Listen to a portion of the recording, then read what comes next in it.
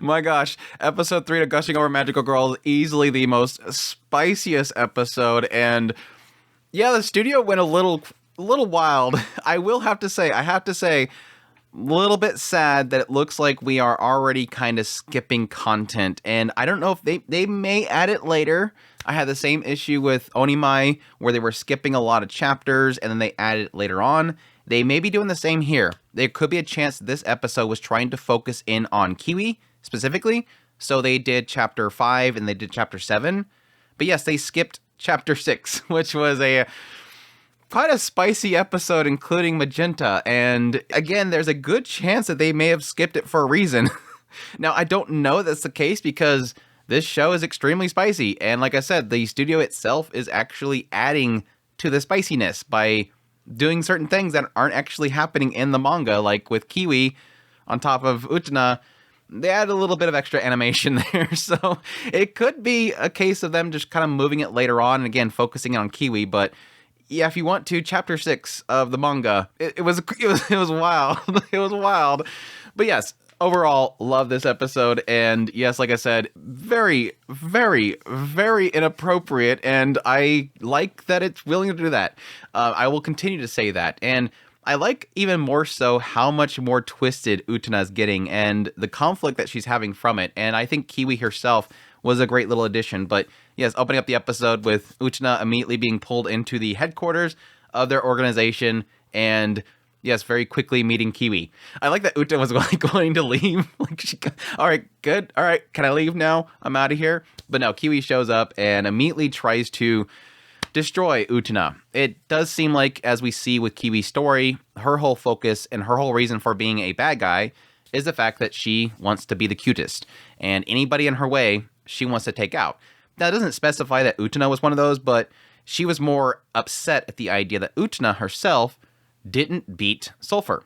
She fought Sulfur, she watched her, and she gave up and left. So she finds Utena to be weak, and Kiwi wants to take out all of the Tris Magia because they are getting attention. She was putting lewds out on the internet. I just get a kick out of her story. It's all about how, like, yeah, Vina was like flying around and goes, oh, I detect a possible good villain. A good villain in the making. And it's just the fact that she was putting lewds on the internet and trying to get more attention than Tris Magia. But yes, she hates them and wants them dead. And yeah, over here, Utena's being too weak, so she's trying to take them out. And yes, this is one of the few manga chapters that I read and I was extremely looking forward to, which is, yes, the moment that Utena kind of snaps into it and completely turns the tables on Kiwi. As Kiwi's trying to figure out what her purpose is, she just kind of locks her up and says, yeah, the whole reason I'm doing this is because they're cute, and I like to see all their faces, and I want to do things to them.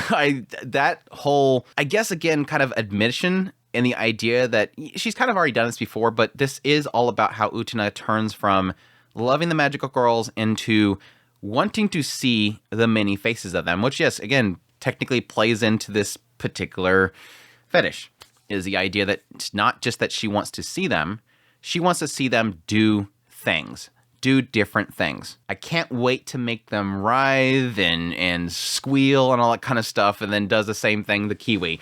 And again, this is kind of what my assumption was going to happen with this whole thing. And again, this is as far as I've read in was chapter 6. I never even read chapter 7, which is the second half of this episode. This is where we're getting into stuff that I haven't seen yet. And they're doing it with Azul, and they're doing it with Kiwi. This idea that Utena is breaking them, and they want more. So yeah, Kiwi's like, yeah, broken, but then kind of Utena twists it in the idea of like, but you right now, right here, you're the cutest. And that's all what Kiwi wants. She just wants attention. And I'm curious if they'll do it with every character. I kind of wonder if every character is going to have their thing. I mentioned that with the previous episode. My whole assumption around Sulfur is going to be the idea that she wants to be top, and Utena's making her bottom, and they're going to be in this rivalry between each other. Whereas Azul is, yes, opening to the idea that she likes this particular type of thing, which is the bonding and the covering the eyes, not being able to see things. She's constantly going, what is she going to do to me next?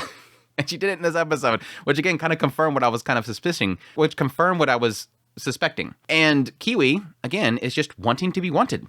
And so she loves Utena now because she says, "You're the cutest," and then leaves. And then she's like, "Man, I want this Utena girl." Goes and finds her, asks her out on a date, wants to see more about her. And again, all she cares about is Utena recognizing her. That's all she wanted. And now she's like in love with Utena. Again, very spicy scene with the Kiwi on top of her. The little bit of a clap that happens there. And again, just all the stuff in the transformation. Yeah, again, another one that they added quite a bit to, because in the manga, it just literally shows her, and then her clothes kind of grow onto her. But in the anime where Kiwi, she's literally like turning around and putting her hand down there and everything. It's like, golly, they're getting a little bit wild here. They're getting very spicy with this whole thing. But yeah, Utena like immediately was like, kawaii. Like she's like, kawaii, I like this girl. But yeah, going in the whole date sequence in Utena, there was a kind of interesting thing here in the idea that Utena is being questioned by Kiwi, like, why are you that way? Like, you're completely different than what you were last night.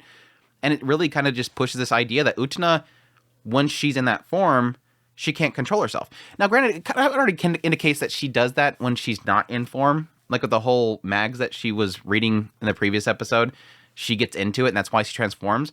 So there is kind of that barrier that she's slowly kind of...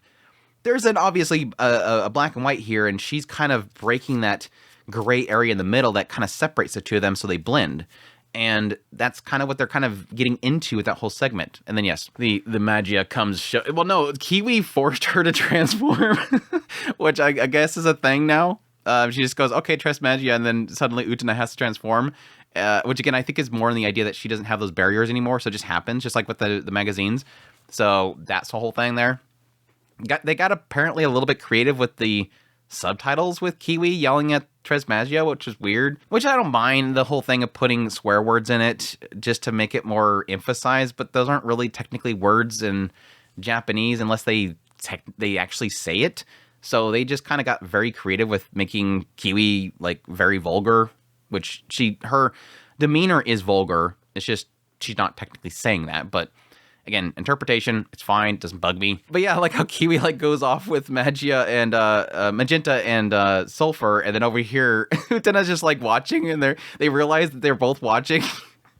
And then Ozul's like, oh, what is she gonna do to me this time? Wait, what am I thinking? And then Utena's like, so yeah, what's up?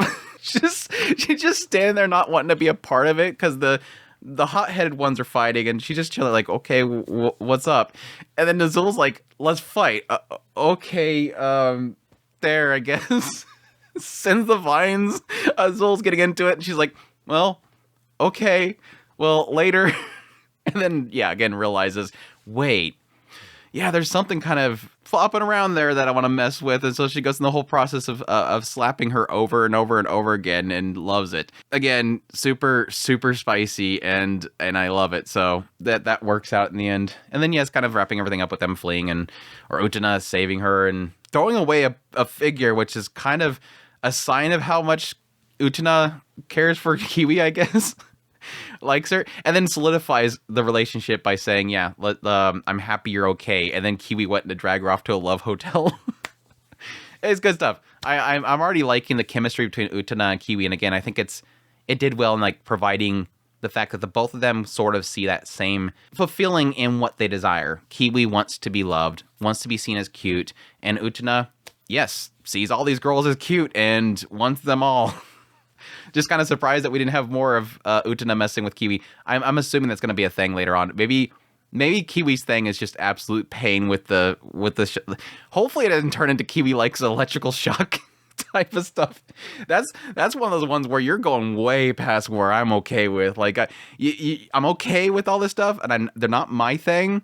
But the electric shock stuff, that one I can never get with you on. That one's the one I can never ever follow you on. I've only been shocked once, and it's because I grabbed a plug wrong when I was trying to pull it out of a wall, and it shocked the fire out of me. And it was a very, I think it was a 220, and I never want to do that again. So to each their own. If you like to be electrically shocked in order to get there, good on you. One note that I made, I did get a kick out of the fact that, like, Magenta does, like, her usual intro thing, and Kiwi's just like, dude, why are you here? We haven't even done anything yet. Oh, yeah, you're right. And Sulfur's like, don't listen to her. Well, our introduction, we know who you are. Oh, that's right. I do like that idea of kind of breaking those tropes with the magical girls and how they always have to introduce themselves. They always have to do this big grandiose thing. And half the time, nothing has even happened yet. So it's like, what are you going to punish for? Anyways, again, fantastic episode. Episode 3 of Gushing Over Magical Girls. Really enjoyed it. Looking forward to future episodes. I'm really curious how they're going to handle the other villain in the OP, because that one's probably going to be a lot more controversial than the rest of the characters. At least it's like that whole like gray area of like how, yes, this is supposed to be their age group, but they're not really, you know, drawn that way. But then you have these characters that are actually drawn that way, and it kind of raises a massive question mark. But we'll see. We'll see how they handle it. But that's my thoughts on the episode. Hope you guys enjoyed this video. As always, if you did, make sure that like button down below, comment, let me know what's the episode. Additionally, if you're new to the channel, make sure that subscribe button to get my content. I do news, reviews, first impressions, top list. If it's anime, it's pretty much here. Additionally, if you like this content and you want to support the channel more, I have a Patreon link, tips, links, super links, membership button down below. Greatly appreciate everybody that does, and y'all take care.